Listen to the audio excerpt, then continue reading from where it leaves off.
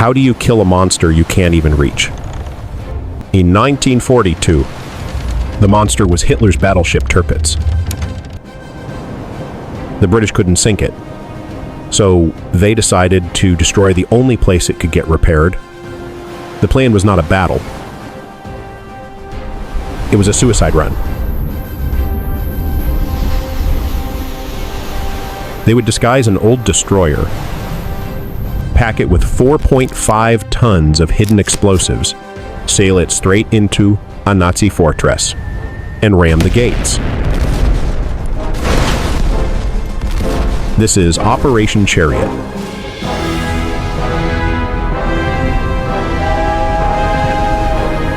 Great Britain is fighting for its life. The Battle of the Atlantic is a razor's edge. Convoys are her lifeline. And the German Kriegsmarine has a weapon designed to sever it. The battleship Tirpitz, the Tirpitz, a floating fortress of steel, is a monster. She is the Beast of the North, lurking in the fjords of Norway, ready to unleash hell on any convoy. She finds the Royal Navy is chained to her, forced to keep its own battleships on guard, just in case. But even a beast has an Achilles heel. A ship that big needs a dry dock for repairs.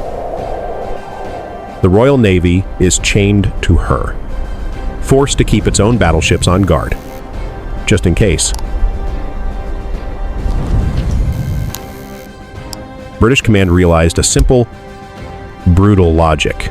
If the Tirpitz had no port for repairs, she would never risk coming out. The plan they devised was not just daring, it was insane.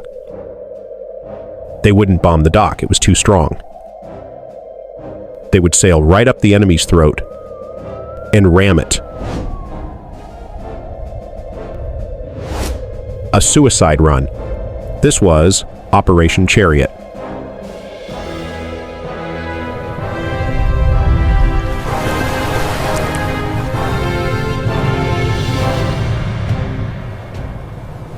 This was not an assault. It was a heist. The target was the massive 1,100-ton steel gate of the dock. The weapon HMS Campbeltown, an aging, obsolete American destroyer. She was given a radical facelift. 2 of her 4 smokestacks were cut off, making her silhouette look just like a German Mauve-class torpedo boat. But her real modification was hidden. Her guts were ripped out and packed with 4.5 tons of high explosives, encased in concrete. She was a massive floating time bomb.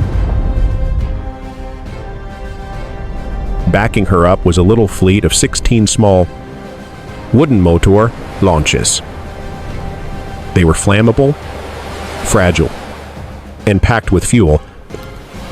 Their job was to carry 270 of Britain's toughest, most elite commandos.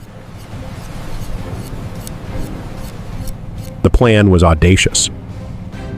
Phase 1, the Campbeltown, flying the German flag, would lead the tiny fleet 5 miles up the heavily defended Loire estuary, bluffing its way past the guards. It would then ram the dock gate at full speed. Phase 2, the commandos would swarm ashore. Go! Go! Go! Go! Quick! Hide over here! To destroy the pumping stations and other key targets. Create chaos. And then, hopefully, escape on the motor launches. To destroy the pumping stations and other key targets. And very likely, for most of the men.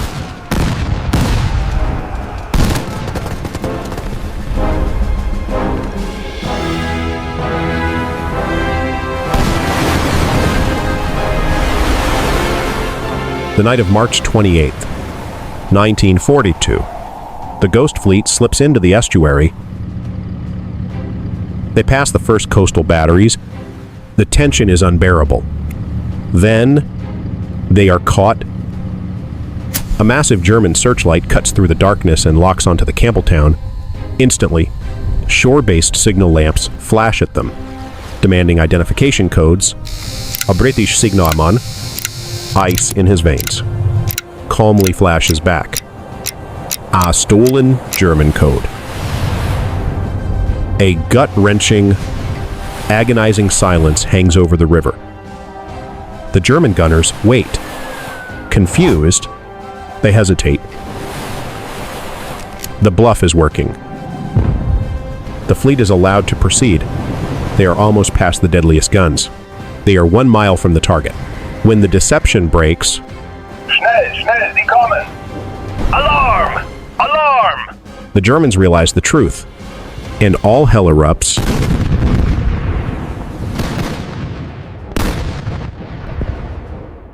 Every gun, every machine gun, every 20mm flat cannon on both sides of the river opens up in a single, deafening roar.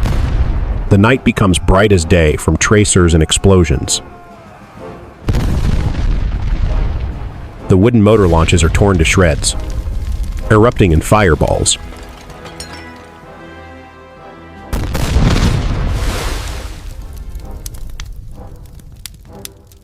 On the Campbelltown's bridge, the captain orders the German flag torn down,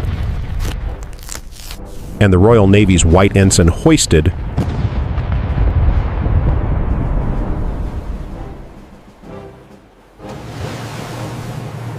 He bellows his final command. Full speed ahead!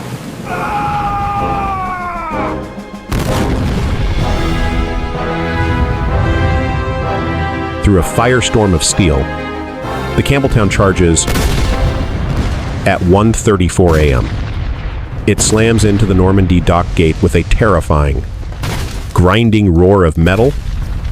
The ship has impaled itself, wedged deep into the gate. Its primary mission is done.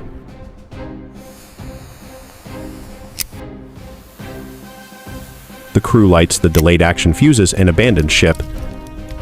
At the same moment, the commandos hit the docks. They are phantoms in the chaos, fighting with fury,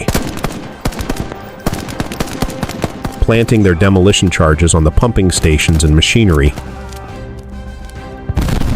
They complete every single objective. But the escape is a catastrophe. Most of the motor launches are burning wrecks. The few that remain are cut down as they try to pick up survivors. Lieutenant Colonel Newman, the commando leader ashore, sees the awful truth. There is no way home. He gathers his remaining men and gives the order. We will fight our way out. We will try for Spain. It was a hopeless, heroic last stand. They fought in the streets of St. Nazaire until their ammunition ran out. By dawn, most of the survivors were captured. Hands up. To the Germans, it seemed like a failed suicidal raid. They had taken prisoners. They controlled the port.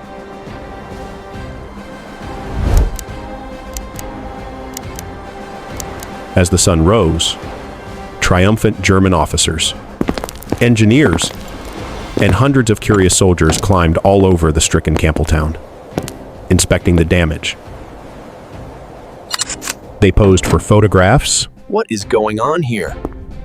They were standing directly on top of 4.5 tons of explosives. At 10:35 a.m., the fuses burned through.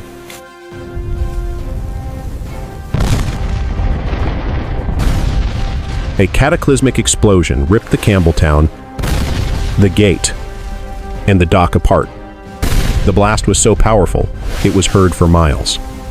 Hundreds of German troops, including the entire inspection party, were instantly vaporized. the Normandie Dock, was utterly destroyed. The mission was a staggering, impossible success. The cost was brutal. Of the 611 men who went on the raid, 169 were killed, and 215 became prisoners of war. But the strategic prize was absolute.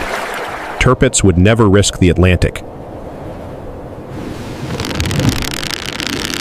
She was trapped in Norway, a prisoner in her own fjord, until the RAF finally sank her 2 years later. 5 Victoria Crosses, the highest honor for valor, were awarded for the raid on St. Nazaire